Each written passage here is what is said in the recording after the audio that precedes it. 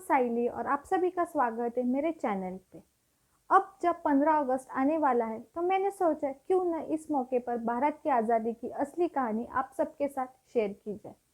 आप सभी को इसके बारे में पता ही होगा, पर क्यों ना फिर से एक बार इसे उजागर करें। कुछ लोग का मानना होगा कि झंडा फहराना है, छुट्टी है, बस इतना ही काफ़ी है।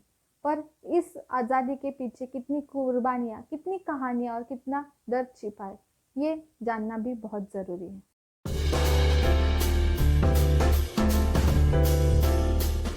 तो चलिए आज सब कुछ धीरे धीरे समझते हैं। आज से 300 साल पहले भारत कुछ और ही था। यहाँ मुगल साम्राज्य था, मराठा साम्राज्य था, सिख साम्राज्य था और हर इलाके में अपने अपने राजा थे। व्यापार, कला, शिक्षा और संसाधनों में भारत बहुत समृद्ध था। विदेशी लोग खासकर यूरोप से भारत के मसाले, चाय, कपड़े, सोना, चांदी लेने आते थे। सबसे पहले पोर्तुगल आए, फिर डच, फिर फ्रेंच और फिर आए ब्रिटिश, जिन्होंने व्यापार के बहाने भारत को धीरे धीरे गुलाम बना लिया।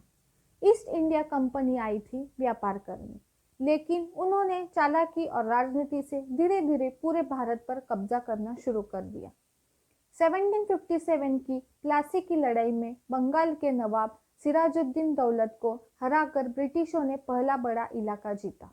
इसके बाद 1764 की बक्सर की लड़ाई, फिर मराठाओं से लड़ाई और धीरे धीरे सारा भारत कंपनी के कब्जे में आता गया। उन्होंने भारत में अपना प्रशासन चलाना शुरू कर दिया, कानून बदले, टैक्स बढ़ाए और लोगों को डराना शुरू किया। भूमि कर, नमक पर टैक्स, जबरदस्ती मजदूरी और साथ ही भारतीयों को दोयम दर्जे का नागरिक बना दिया गया। 1857 में भारतीय सैनिकों और आम जनता ने पहली बार खुलकर विद्रोह किया। इसे कहा जाता है 1857 की क्रांति या गदर।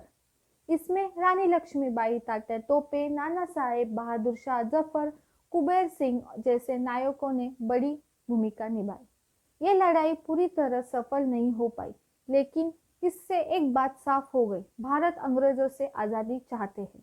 इसके बाद अंग्रेजों ने ईस्ट इंडिया कंपनी को हटा दिया और सीधा ब्रिटिश सरकार ने भारत पर राज करना शुरू किया। इसे कहा गया ब्रिटिश क्राउन रूल। अंग्रेजों ने सिर्फ हुकूमत नहीं चलाई, उन्होंने धीरे धीरे देश को लूटा और लोगों को गरीब बना दिया। जहां पहले भारत में कारागिर, किसान और व्यापारी खुशहाल थे, वही ब्रिटिश नीति के बाद विदेशी माल जबरन बेचा गया और देसी सामान पर रोक डाली। जब लोग विरोध करते तो लाठीचार्ज, गोलियां, जेल और कर्फ्यू जैसे कदम उठाए जाते।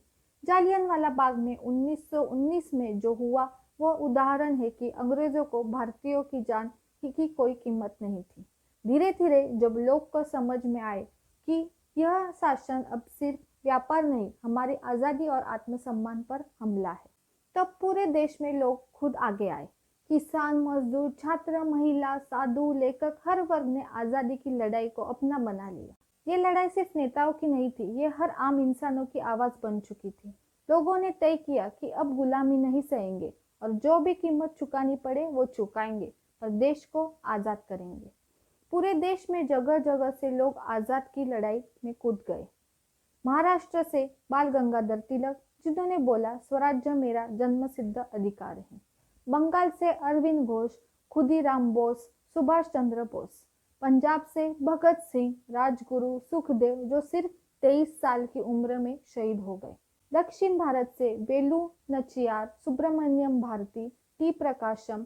उत्तर भारत से चंद्रशेखर आजाद, लाला लजपत राय, राम प्रसाद बिस्मिल।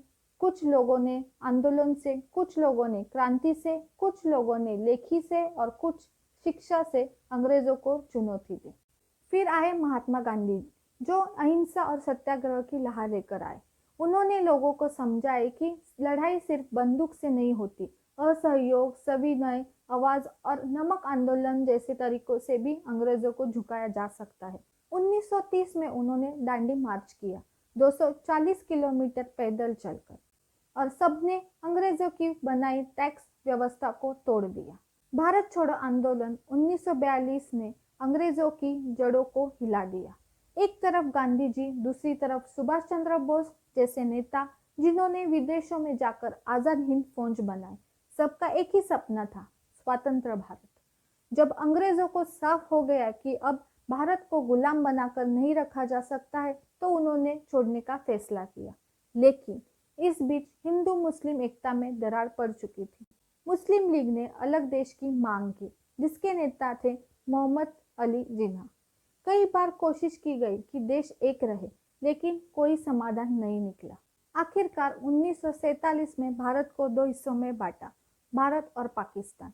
ये बंटवारा बहुत ही दुखद था। लाखों लोग मारे गए, करोड़ों बेघर हो गए। लेकिन उसी समय